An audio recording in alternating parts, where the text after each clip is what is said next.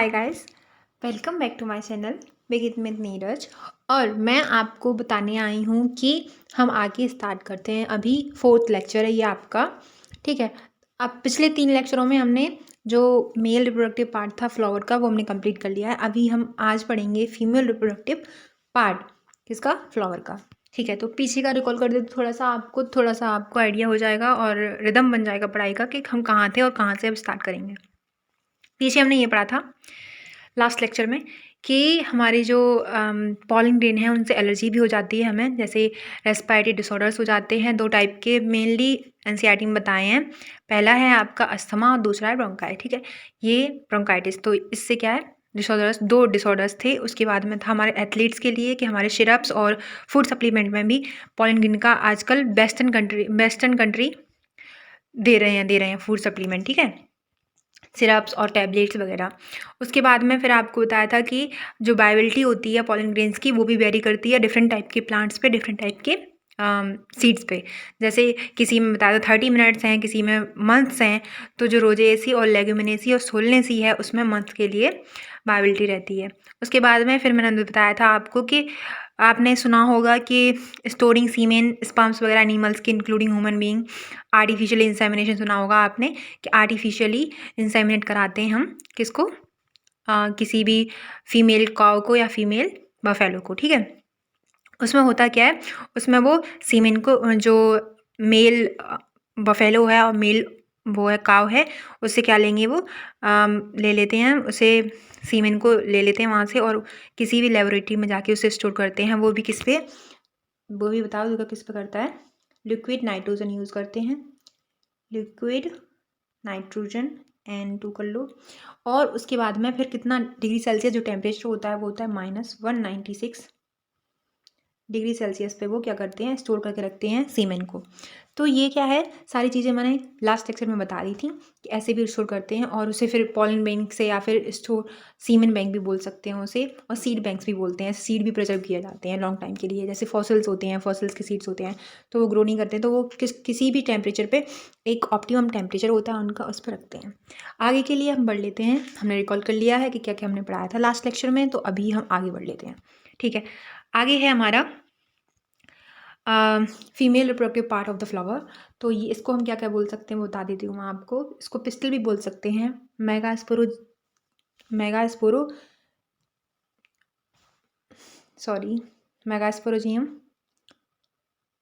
Megasporangium और ovule और embryo sac भी से हम बोल देते हैं, ठीक है। अभी है क्या, आगे इसमें पढ़ लेते हैं। The gynoecium represents the female reproductive part of the flower. तो गायनोशियम किसको रिप्रेजेंट करता है बेटा, female reproductive part of the flower.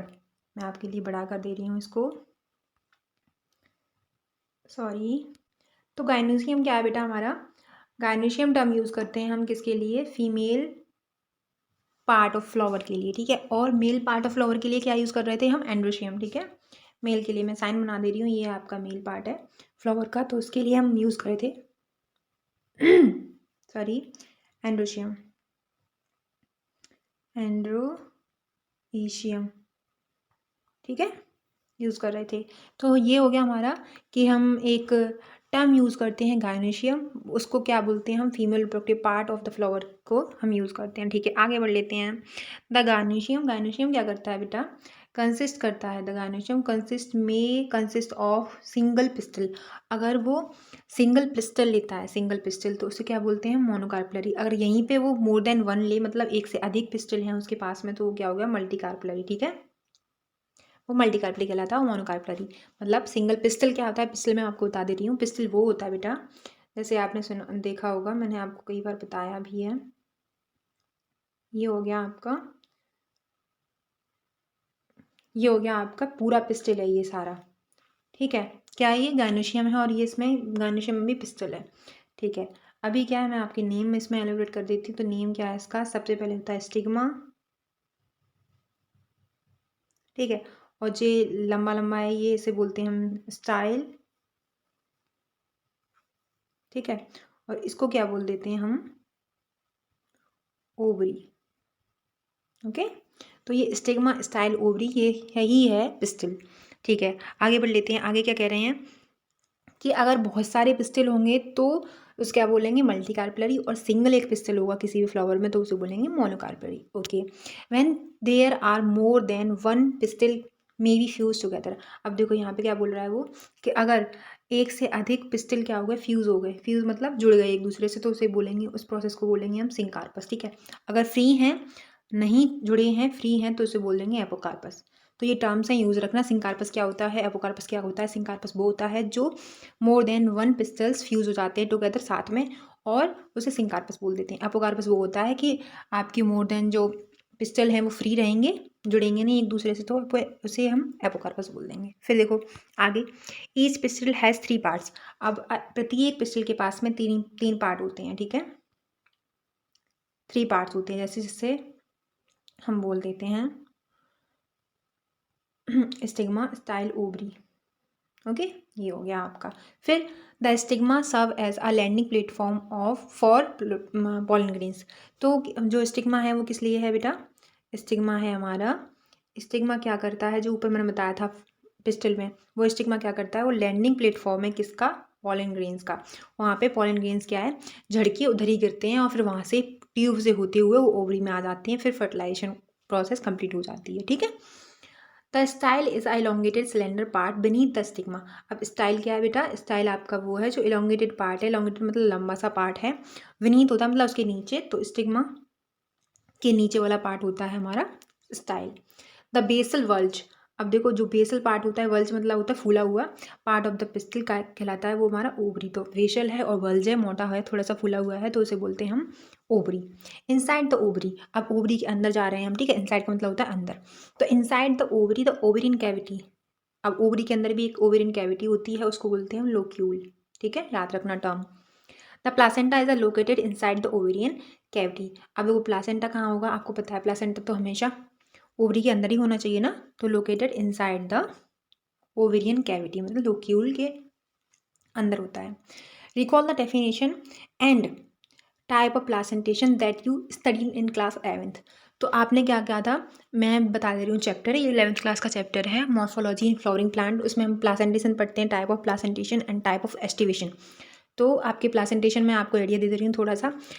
सबसे पहला प्लासेंटेशन था आपका मार्जिनल प्लासेंटेशन, जो पाया जाता है आपको पी में, और फ्री बेसल था, बेसल भी था, ये सारे आपके प्लासेंटेशन थे। ठीक है, और भी हैं प्लासेंटेशन, एक दो प्लासेंटेशन और हैं, वो फिलहाल मुझे अभी याद नहीं आ रहा, लेकिन मैंने आपको आइडिया दे दिया है कि ये प्लासेंटेशन थे। ठीक है, पी में कौन सा प्लासेंटेशन पाया जाता है, मार्जिनल प्लासेंटेशन।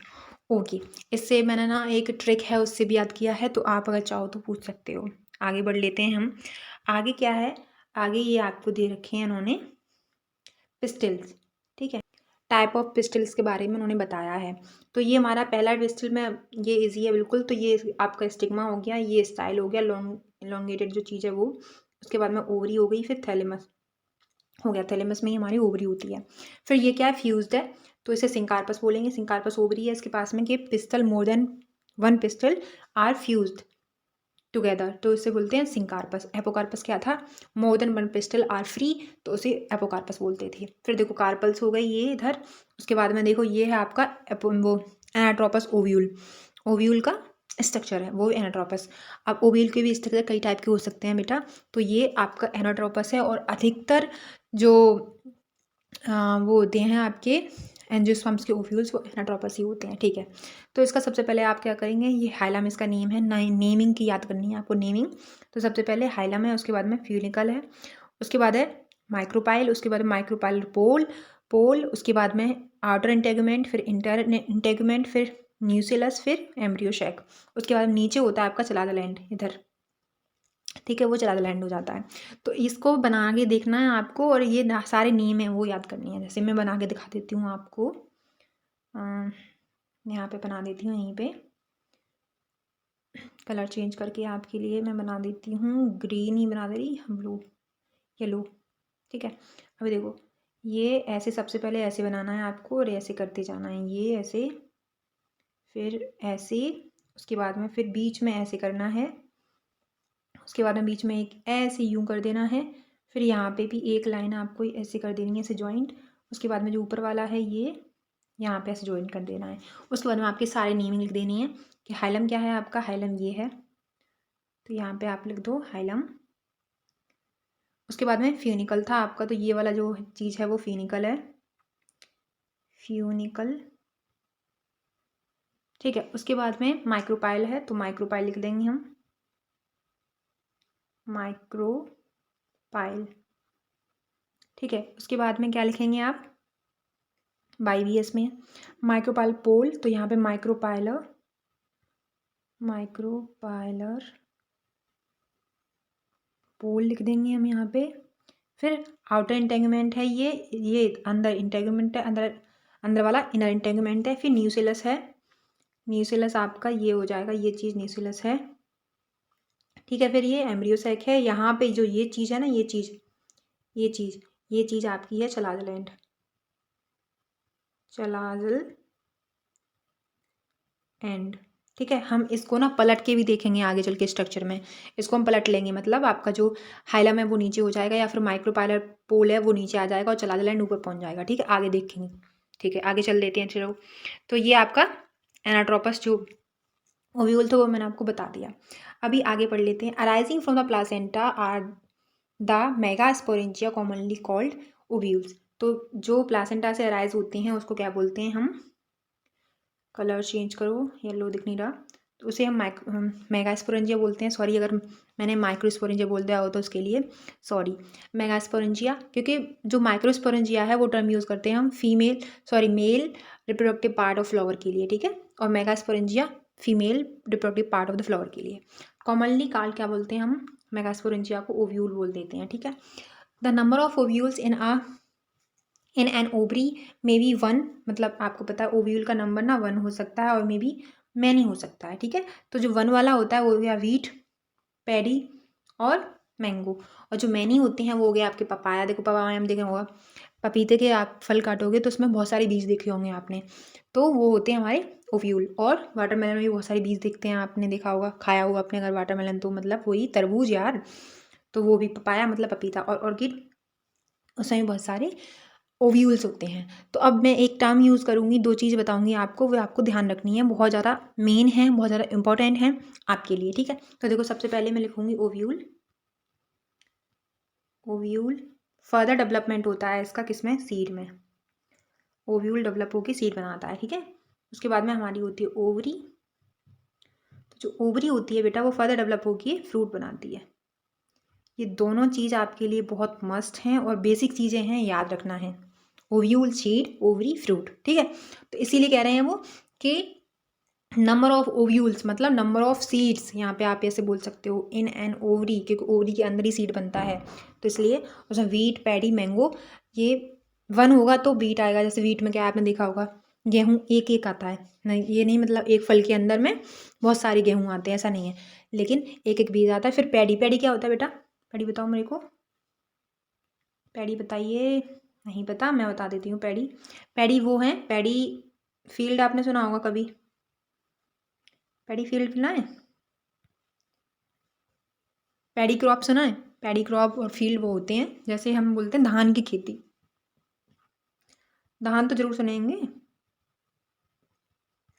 धान की खेती, ठीक है। पैडी फील्ड होते हैं, धान की खेती मतलब चावल, जैसे हम राइस बोलते हैं, राइस, राइस क्रॉप बोल दो आपकी भाषा में, अगर आपको नहीं पता है कुछ भी तो राइस क्रॉप बोल दो, ठीक है। तो ये होता है पैडी। तो इसमें भी आपने देखा होगा हर एक में अलग अलग दाना होता है हर एक का, ठीक है। तो इसलिए वो 1 ओव्यूल होता है उनके बीच में, तो पैडी, मैंगो, मैंगो एक फ्रूट में, मैंगो के में एक ही बीज निकलता है ना, तो इसलिए वो 1 में आ जाता है, और मैनी में आ जाता है पपाया, वाटरमेलन और ऑर्किड। फिर देखो आगे देखते हैं कि द मेगास्पोरेंजियम है क्या, एक्चुअल में ओव्यूल है क्या।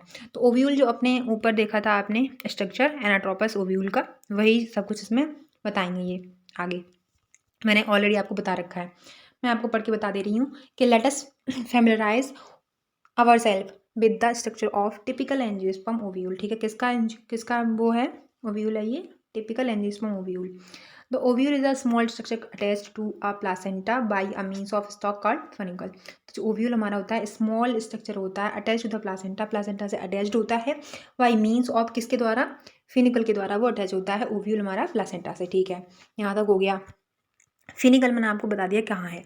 फिर the body of the ovule fuses with funicle, तो बॉडी ओव्यूल की जो बॉडी होती है वो फ्यूज़ करती है विद फ्यूनिकल के साथ में, in the origin of hilum.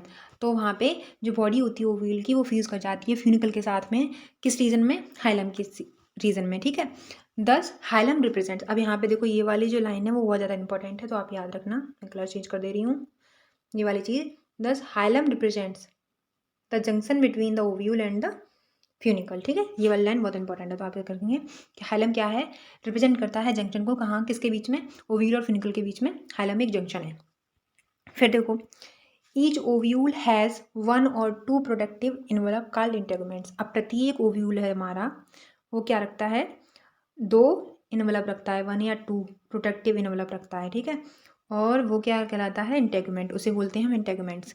तो मैंने बताया था आपको, एक आउटर इंटेगुमेंट था और एक इनर इंटेगुमेंट था। Integuments encircle the nucleus except at the tip where a small opening called micropyle। तो एक्सेप्ट आप क्या, न्यूक्लियस को छोड़ दो आप, उसके बाद में tip of small opening called micropyle, इसको हम माइक्रोपाइल बोल देते हैं। Is organised opposite end micropyle end opposite the micropyle end. अब अपोजिट था, आपको मैंने बताया था कि ऊपर आपका माइक्रोपाइलर है और नीचे आपका चलाजल एंड है, तो अपोजिट द माइक्रोपाइल एंड उसे बोलते हैं हम चलाजल एंड, ठीक है। मैंने आपको जैसे बताया था कि यहाँ पे देखो, दोबारा से स्ट्रक्चर बना दूँ आपके लिए मैं, यहाँ पे ये ऐसे था, ऐसे था, और ये ऐसे था, यहाँ पे बीच में क्या था, एम्ब्रियो सेक था और यहाँ पे भी एक चीज़ थी, उसके बाद में ये यहाँ पे हो गया था, ठीक है। तो यहाँ पे क्या था, आपको माइक्रोपाइलर एंड था और यहाँ पे चलाजल एंड है, तो इसलिए वो कह रहा है opposite the micropylar end is the chalazal representing the basal part of the ovule. तो ये किसको रिप्रेजेंट कर रहा है, बेसल पार्ट ऑफ द, मतलब बेस ओव्यूल का, उसको रिप्रेजेंट करता है चलाजा। उसके बाद में आगे देख लेते हैं, enclosed within the integuments is a small of cells, mass of cells, sorry, small mass of cells enclosed within the integuments is a mass of cells called nucleus। तो मास है मतलब ग्रुप ऑफ सेल्स, यहाँ पे समझ लो ये चीज़, तो group of sales है, उसे बोलते हैं हम न्यूक्लियस, ठीक है। जो इसके अंदर था ये वाली चीज़, ये क्या थी, न्यूक्लियस थी, ठीक है। फिर देखो, cells of the nucleus have abundant reserve food material. तो जो न्यूक्लियस की सेल्स होती हैं वो क्या रखती हैं, आवश्यक रिजर्व फूड मटेरियल रखती हैं, किसके लिए, ओव्यूल के लिए।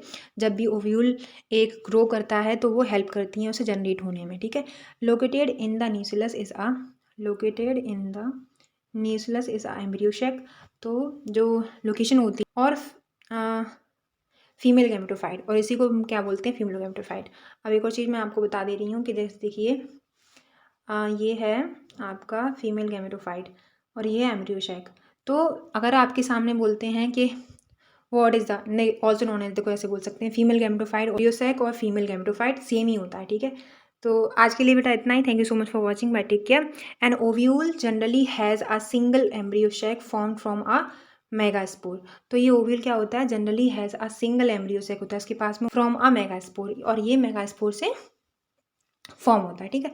तो आप अगर बोलेंगे आपको कि female gametophyte also known as, तो आप बोलोगे उसे एम्ब्रियो सैक। आप याद रखना, ये इंपॉर्टेंट है काफ़ी, मैं इसे मार्क कर दे रही हूँ ऐसे करके, यहाँ पे ये इंपॉर्टेंट है। Thank you so much for watching, bye, take care. आज के लिए इतना ही, कल के लिए मैं जल्दी से अपलोड करूँगी आपके लिए वीडियो। Bye, take care.